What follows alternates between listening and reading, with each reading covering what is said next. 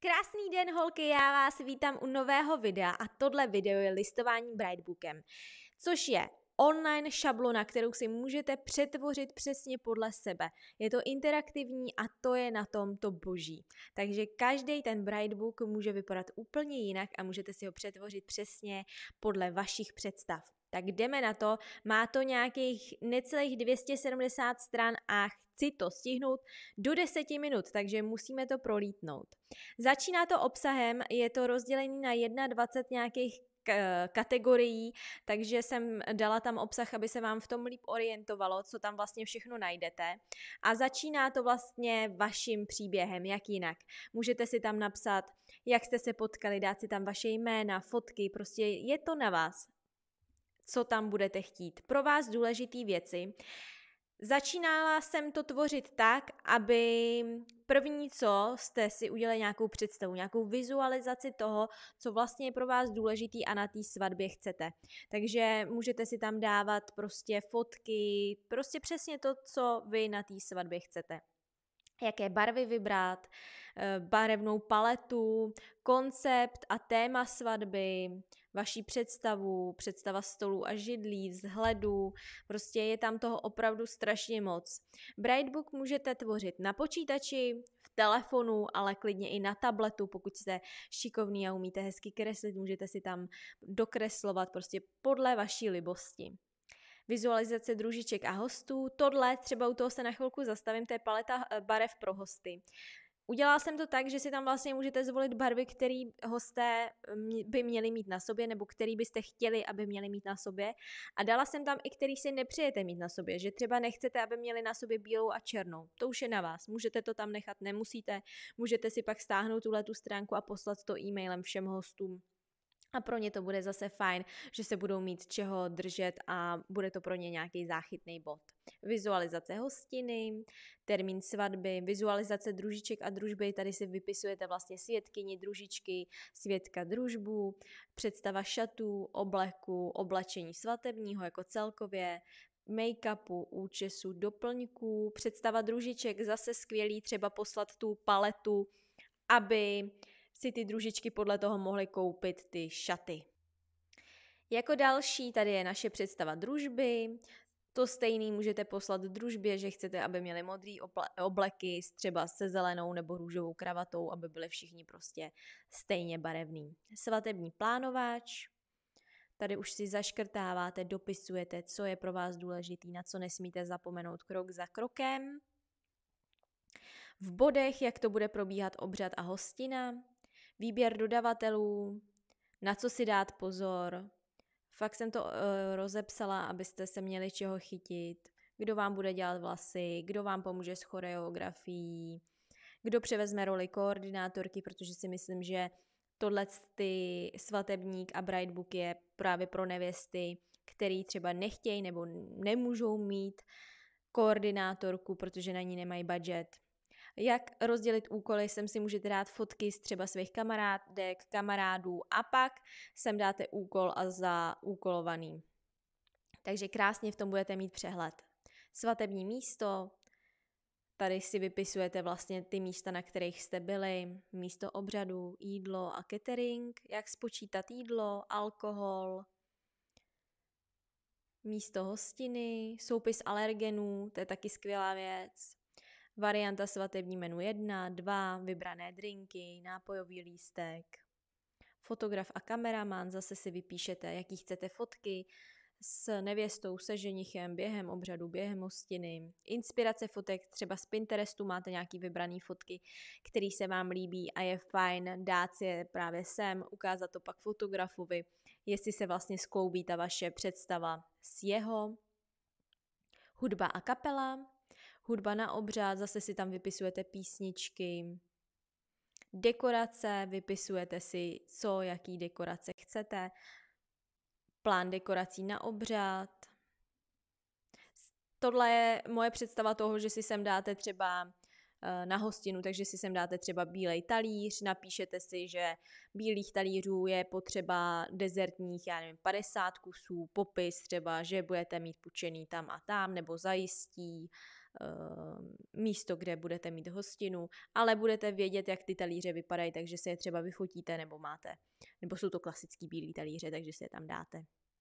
Místo na sezení.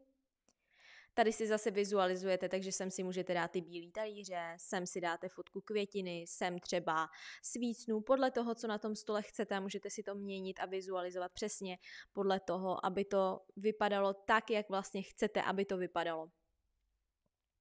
A přijde mi to fajn, že pak vidíte v celku, jestli to k sobě ledí, neledí. Sem si můžete zapsat stoly a jména, kdo u těch stolů bude sedět. Výběr tiskovin, jaký tiskoviny zvolit, na co si dát pozor. Tady můžete i ty šablony použít a vidíte, jak to vypadá vytisknutý. Tady je taková jako jednoduchá šablona. Tady to jsou děkovné kartičky na dárky, doprava na svatbu. Tohle je super zase třeba poslat hostům, jak se tam na to vybrané místo dostanou, autobusem, autem. Ozdobení aut a vizualizace. Rozdělení aut, takže zase si pod každý auto vypisujete jméno, kdo v tom autě pojede. Ozdobení aut, představa, jak by to mohlo vypadat. Rozdělení ubytování. Rozdělení pokojů, rozpočet, to je každý zvlášť a pak je tam rozpočet jakoby celkem, to máte tady jsem vám vypsala i ceny, ty jsou jenom orientační, takže to si pak zase doplníte podle sebe, jak na harmonogram. Harmonogram je opravdu obsáhlý a dělala jsem ho jako na několik fází, že si každá v tom vybere asi ten, který jako jí bude nejlíp sedět, takže na co se připravit, co tam zahrnout. Pokud potřebujete něco víc si prohlídnout, tak si to pozastavte. Já zase nechci o tom dlouho mluvit, aby to video nemělo 30 minut. Tohle je zase harmonogram svatby, který můžete rozeslat e-mailem. Tady je harmonogram, který je opravdu jako čas po čase velmi obsáhlej. Tenhle harmonogram je taky obsáhlej a ještě si u něho můžete dělat poznámky, takže je na vás, jaký si z těch harmonogramů vyberete. Tohle je zase skvělý poslat hostům. Trošku jiná vizualizace, mají tam i adresu, takže záleží, co vám bude vyhovovat. Sem si můžete dát fotku vás, prstýnků, místa, cokoliv, co vám bude jako sympatický. SOS kontrolní seznamy, ty už ode mě znáte, takže tady si jenom odškrtáváte, připisujete, co potřebujete, přepisujete to, tam vůbec ten text nemusíte mít, já jsem vám tam hodila nějaký jako ukázku toho, na co bych myslela já, je na vás, jestli vy to tam necháte nebo si to přepíšete. Záložní plán, důležité otázky a tipy, takže na všechny dodavatele zeptejte se, na co si dát pozor, promyslete, máte to vlastně u každé té kategorie, máte tyhle ty otázky a tipy. Tradice jsem vám tam dala, seznam hostů, ten je určitě důležitý, takže několik stran. Zasedací pořádek a jak na něj, takže tady vidíte, že si můžete zase očíslovat, jaký máte možnosti vlastně stolů, jak na zasedací pořádek a tady už vidíte, jak si to můžete rozložit.